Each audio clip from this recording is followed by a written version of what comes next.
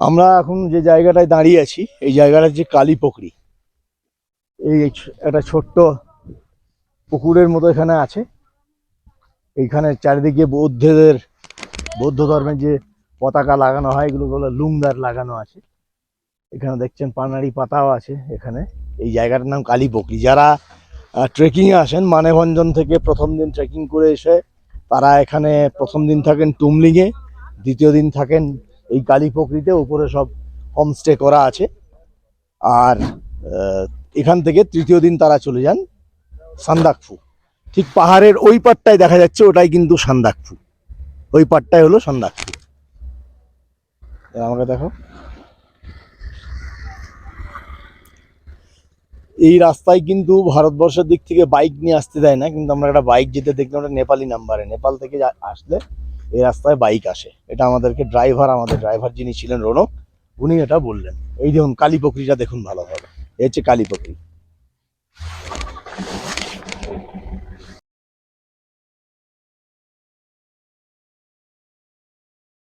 এটা যে কালীপকড়ি, এই কালীপকড়ির দেখুন উপর দিয়ে একটা রাস্তা গেছে যাওয়ার, এটা নতুন তৈরি হয়েছে এবং আমরা নিচের রাস্তা দিয়ে বাঁ দিক দিয়ে এলাম। ওই রাস্তা দিয়ে উঠে এসে আবার এই রাস্তাটা ধরে আমরা চলে যাব সান্দাকফুর দিকে। ওই দিকের পাহাড়টা কিন্তু সান্দাকফু, ওই যে দেখা যাচ্ছে ওই পাহাড়টাতে আমাদেরকে উঠতে হবে। দেখায় আরও কাছে নিয়ে যাই।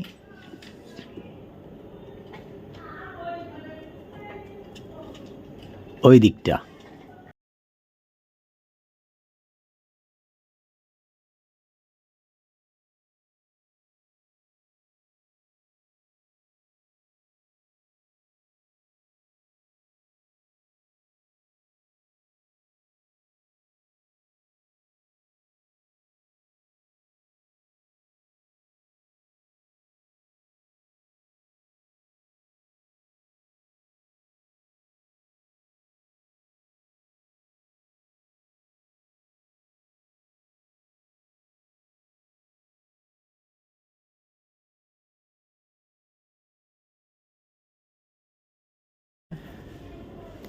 আমরা কালীপকড়ির থেকে যাত্রা শুরু করেছি বেশ কিছুক্ষণ হলো। তারপরে আমরা যেটা সেই সান্দাকফুর ভাঙা রাস্তা যেটার জন্য বলে, এই জায়গাটায় ল্যান্ড রোভার গাড়ি চলে। 100 বছরের পুরনো, 70-80 বছরের পুরনো যেসব ল্যান্ড রোভার আছে সেই গাড়ি কিন্তু এই রাস্তায় চলে। আমরা ওই ল্যান্ড রোভারে ঝাঁকুনি বেশি হবে বলে, সঙ্গে বাচ্চা ছিল বলে ল্যান্ড রোভার নিইনি, আমরা একটা 4x4 মাহিন্দ্রা নিয়েছিলাম, আপনার বোলেরো। তো এই দেখুন রাস্তা, এরকমই রাস্তা। উপরের দিকে কিন্তু রাস্তা সেরকম নেই, আরও হয়তো আমরা যাচ্ছি, আরও হয়তো রাস্তা আমরা চড়াইয়ে উঠবো এবং আরও ভাঙা রাস্তা পাবো। তো কিছু কিছু জায়গায় রাস্তায় কাজও হচ্ছে, আমরা যাবার সময় দেখতেও পেলাম।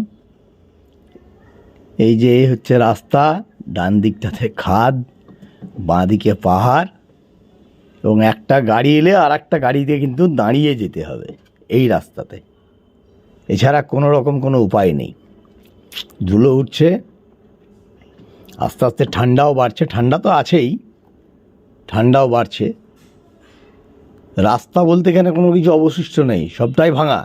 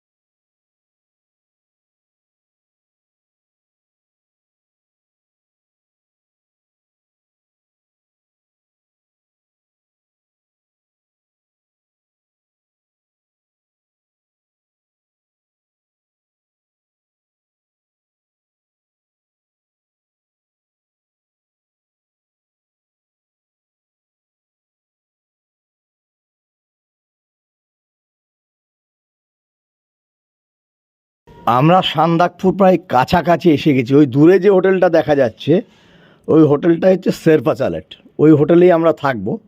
আমরা উঠছি, রাস্তা আরও খাড়াই, আরও চড়া রাস্তা, প্রচণ্ড পাথরে একদম ভর্তি রাস্তা। আমরা দাঁড়িয়েছিলাম এখানটাতে দাঁড়িয়ে এই দেখুন সেই রাস্তার বাঁক হয়ে উঠছি। এই হচ্ছে সান্দাকফু রাস্তা। এই রাস্তাতেই কিন্তু সবাই ট্রেকিং করে আসে। ট্রেকিং একটা আলাদা রুট আছে, তারা ট্রেকিংটা অন্য দিক দিয়ে করে। আমরা কিন্তু সান্দাকফু পৌঁছে গেলাম। আমাদের হোটেলের সামনে এখন দাঁড়িয়ে আছি, হালকা মেঘ দেখা যাচ্ছে, সামনেই কাঞ্চনজঙ্ঘা।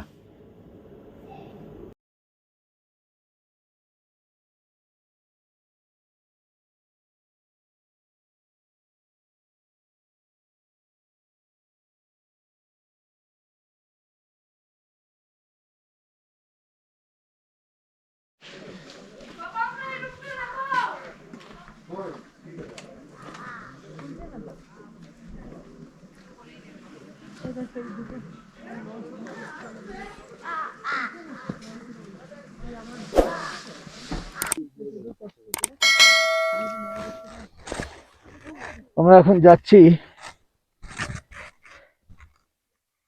সানসেট পয়েন্টে। জায়গাটা বলা হয় আলে সান্দাকফু, কিন্তু দুর্ভাগ্যবশত এতটাই মেঘ। এই দেখুন এই দিকটাতে এভারেস্ট কাঞ্চনজঙ্ঘা, কিন্তু এই সামান্য দেখা যাচ্ছে। যেটা কালকে টুমলিং থেকে পেয়েছিলাম তার বিন্দুমাত্র এখানে নাই। রাস্তাটা অনেকটাই, সবাই বলছে লোকেশন খুব ভালো, কাঞ্চনজঙ্ঘা এবং মাউন্ট এভারেস্ট একসঙ্গেই দেখা যায়। যাই আমরা একটু এগিয়ে দেখি, যদি দেখতে পাই তাহলে আপনাদেরও দেখাতে পারবো। মেঘ সরবে বলে তো মনে হচ্ছে না।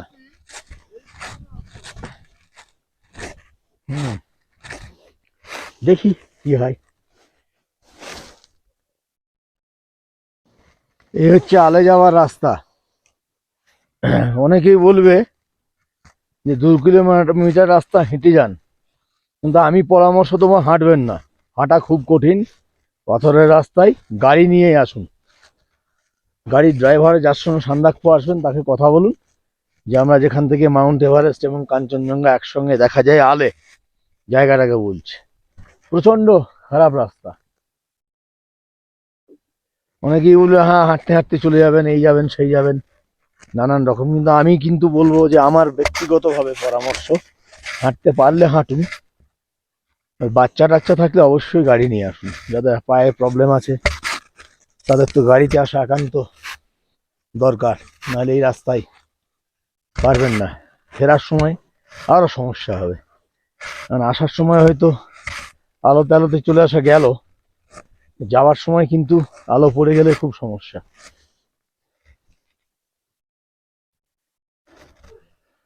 চলে এসছি আমরা আলেতে। আলে এই জায়গাটাকে বলছে আলে। এখান থেকে মাউন্ট এভারেস্ট এবং কাঞ্চনজঙ্ঘা দুটোই দেখা যায়। আমরা হেঁটে এলাম, রাস্তাটা খুব টাফ। যাদের পায়ে সামান্য কোনো প্রবলেম আছে অবশ্যই গাড়ি নিয়ে আসবেন। এই দেখুন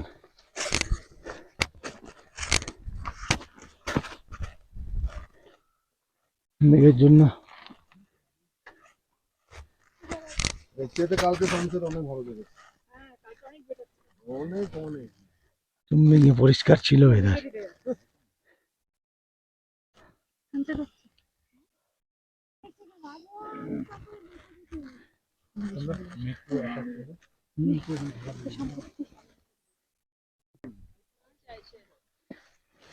টুমলিং অনেক ভালো দেখেছিলাম, টুমলিং মেঘমাঠ থেকে অনেক ভালো। এই দেখুন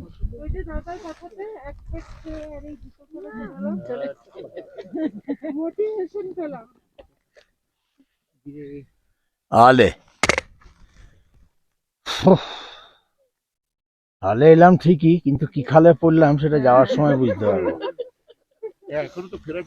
আমি তো বলছি এটা যাওয়ার সময় বুঝতে পারবো যে পায়ে সামান্যতম যাদের প্রবলেম আছে তাদের উচিত গাড়ি নিয়ে আসা। হ্যাঁ, রীতিমতো টাফ রাস্তা। কেউ যদি ভাবে যে ক্যাভেন্ডার্স থেকে দার্জিলিং ম্যাল তাহলে সে ভুল ভাববে। মেঘ দেখলাম, ওদিকে কাঞ্চনজঙ্ঘা একটু দেখতে পেলাম, কিন্তু এদিকে এভারেস্ট দেখতে পেলাম না।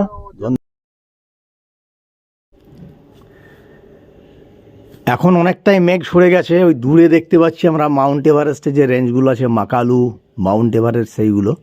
এই যে আরও ডান দিকটায় যেগুলো দেখা যাচ্ছে থ্রি সিস্টার, বিভিন্ন রেঞ্জ আছে। এখান থেকে নাকি আরও পরিষ্কার দেখা যায়। এবং আর একজন আমাদেরকে বললেন এখানে যে আমরা সান্দাকফুতে যেটা সব থেকে উঁচু জায়গা আছে সেখান থেকেও দেখতে পারবো। সেক্ষেত্রে অনেকে আলে না এলেও আপনি দেখতে পাবেন। তো আলের নৈসর্গিক সৌন্দর্য খুব সুন্দর। এখানে সূর্য ডোবে দেখুন থ্রি সিস্টারটা দেখা যাচ্ছে। থ্রি সিস্টার হচ্ছে এই তিনটে পরপর যে তিনটে পিক দেখা যাচ্ছে, ওইটা হচ্ছে থ্রি সিস্টার।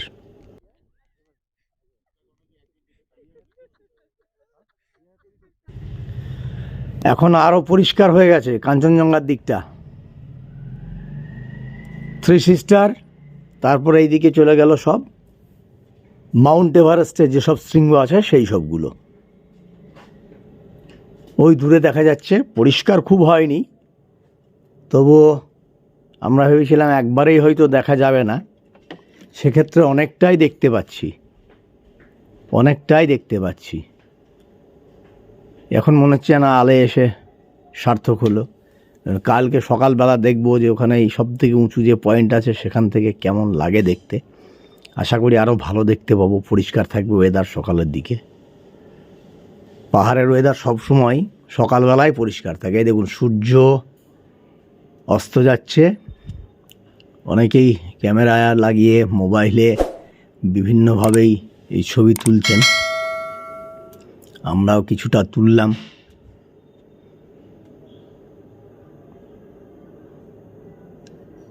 সূর্য ডোবার দৃশ্য, আলে সান্দাকফু। আলে বা আল বলে আর কি। এগুলো ড্রাইভারদের সঙ্গে কথা বলে আপনারা আসতে পারেন, ওরা হয়তো 500 কি 1000 টাকা ভাড়া আপ ডাউন নেবে। আবার হেঁটেও আসতে পারেন। টর্চ কিন্তু সঙ্গে রাখবেন, সন্ধ্যের দিকে কিন্তু প্রবলেম হতে পারে। ওই দেখুন দেখা যাচ্ছে কাঞ্চনজঙ্ঘা, এভারেস্ট, সমস্ত যেসব শৃঙ্গ সেই সবগুলো। এই দিকটা হচ্ছে কাঞ্চনজঙ্ঘা, আগে দেখলাম আমরা এভারেস্ট। অত পরিষ্কার নয়, কিন্তু তবু অনেকটাই আরও পরিষ্কার হয়েছে, আরও অনেকটা পরিষ্কার হয়েছে।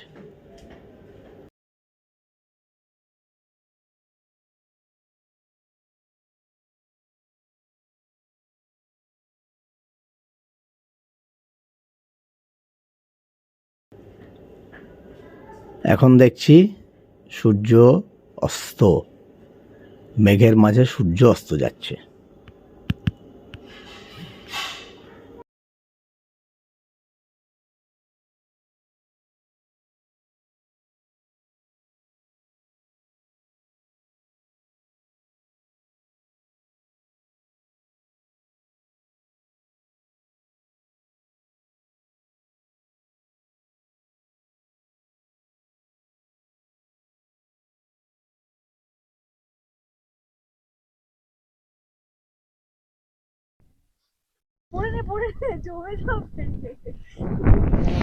এভারেস্ট এই জায়গাটাতেই লোকেশন। মাকালু, এভারেস্ট। এভারেস্ট কিন্তু ঢাকা আছে মেঘে। এই তিনটে হচ্ছে থ্রি সিস্টার, এই তিনটে থ্রি সিস্টার। সান্দাকফুতে আমরা আলে বলে জায়গাতে দাঁড়িয়ে আছি। এটা হচ্ছে এখানে সানসেট পয়েন্ট, এখান থেকে সবাই সানসেট দেখতে আসে। আর এদিকটা হচ্ছে স্লিপিং বুদ্ধা, কাঞ্চনজঙ্ঘা, কাবরু, পান্ডিম, সিনিয়ালচু সব এদিকে আছে পর পর পর পর পর।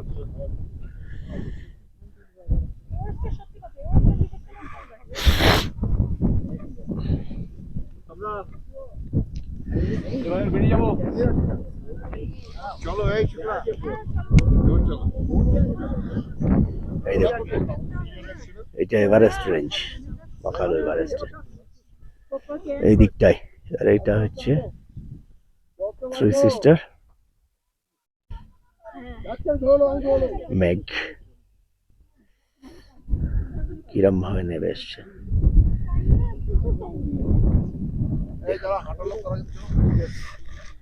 আমরাও বেরিয়ে যাব, আমরাও হাঁটারই লোক, আমরাও হাঁটারই লোক।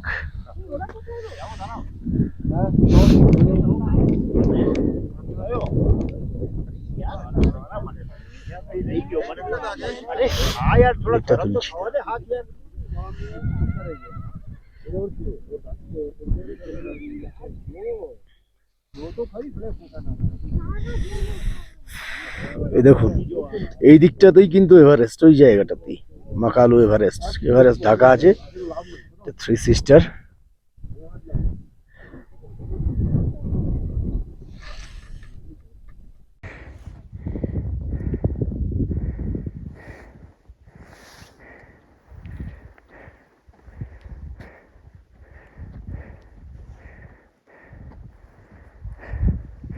আমরা আলের থেকে সানসেট দেখে ফিরতে ফিরতে এইটা তুলছি। এদিকে থ্রি সিস্টার দেখা যাচ্ছে, কাঞ্চনজঙ্ঘা। হেঁটে এসছিলাম, অনেকে হেঁটে এসছেন, তো আমি বলবো গাড়ি নিয়ে আসুন, গাড়িতে আসাই ভালো। গুড মর্নিং, সন্ধ্যাক্ষু থেকে সকালবেলা। ওইদিকে দেখা যাচ্ছে এভারেস্ট,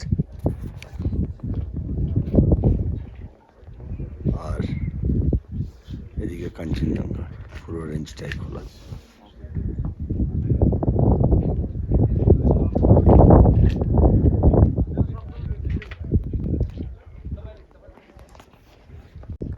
এভারেস্টের উপর আস্তে আস্তে সূর্যের আলো পড়ছে।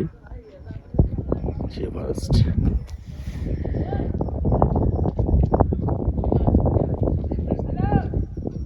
আর এই যে থ্রি সিস্টার, আর এই যে স্লিপিং বুদ্ধা, কাঞ্চনজঙ্ঘা সন্ধ্যাক্ষু থেকে।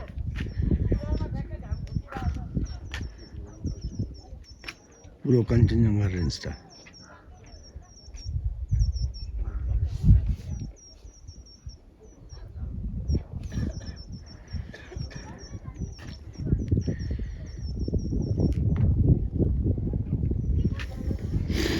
সকালের সন্ধ্যাক্ষু, মাউন্ট এভারেস্ট।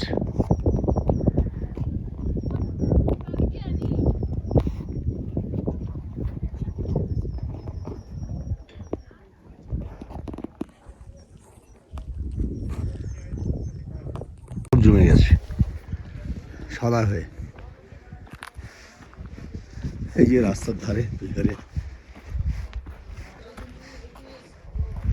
হ্যাঁ এই দেখুন চালের উপরগুলোতে বরফ জমেছে।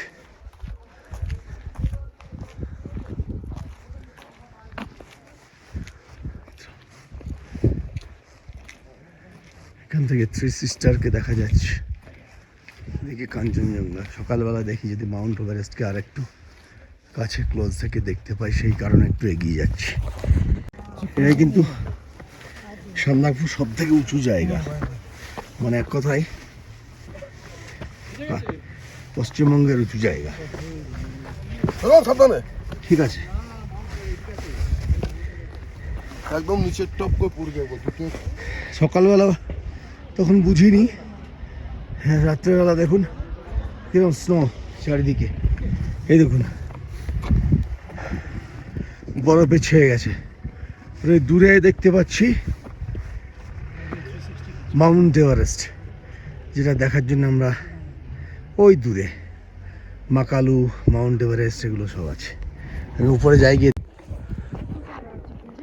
এখান থেকে সন্ধ্যাক্ষু থেকে মাউন্ট এভারেস্ট, মাকালু এবং হিমালয়ের বিভিন্ন রেঞ্জ দেখা যাচ্ছে। ওই দেখুন ওটা হচ্ছে মাউন্ট এভারেস্ট, মাকালু। এইদিকে হচ্ছে থ্রি সিস্টার আমাদের সামনে, এইদিকে চলে আসছে কাঞ্চনজঙ্ঘা, স্লিপিং বুদ্ধা, পুরোটা মাকালু মাথার থেকে থ্রি স্টার একদম পা পর্যন্ত পুরো রেঞ্জগুলোই কিন্তু আমরা দাঁড়িয়েছি পশ্চিমবঙ্গের সব থেকে উঁচু জায়গায় এই মুহূর্তে। সান্দাকফু।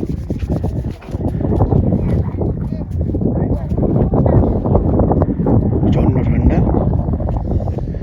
হাওয়া তার বাইরে। এভারেস্ট বলছিলাম, এভারেস্ট দেখবো, এভারেস্ট দেখবো। এটাই মনে একটা আশা ছিল যে সান্দাকফু থেকে মাউন্ট এভারেস্ট এবং কাঞ্চনজঙ্ঘা একসঙ্গে দেখা যায়, দুটোই দেখে নিলাম। এইটা দেখার জন্য আমরা কালকে আলে বলে একটা জায়গায় গিয়েছিলাম, তো মেঘের জন্য দেখতে পাইনি। আকাশ যদি পরিষ্কার থাকে তাহলে অতটা হেঁটে বা গাড়িতে করে আলে যাওয়ার কোনো দরকার নেই। প্রায় 2-2.5 কিলোমিটার আলে পর্যন্ত হেঁটে যেতে হয়। হ্যাঁ, অবশ্য সূর্যাস্ত দেখতে আপনি আলে যেতেই পারেন। আলের থেকে হয়তো আরও কাছে দেখা যাবে। আমরা আলের থেকে সেরকমভাবে কিছুই দেখতে পাইনি কালকে।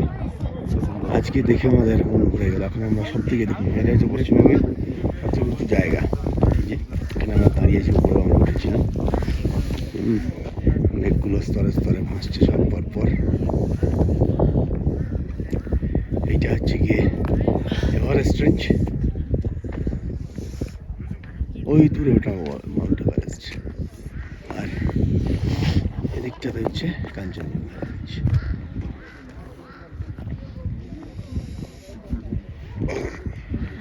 মেঘগুলো কত সুন্দর লাগছে দেখে।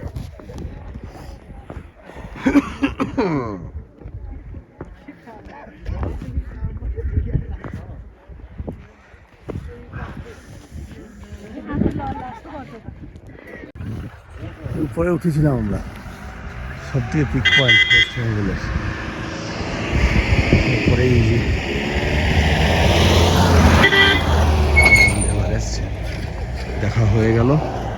এই দেখুন কীরকম স্নো, বরফ পড়ে জমে গেছে। স্নোফলস হয়নি কিন্তু ঠান্ডাতেই এই দেখুন পুরোটাই স্নো স্নো একদম। এগুলো সব তার সঙ্গে আমরা three sister, Makalu, Mount Everest.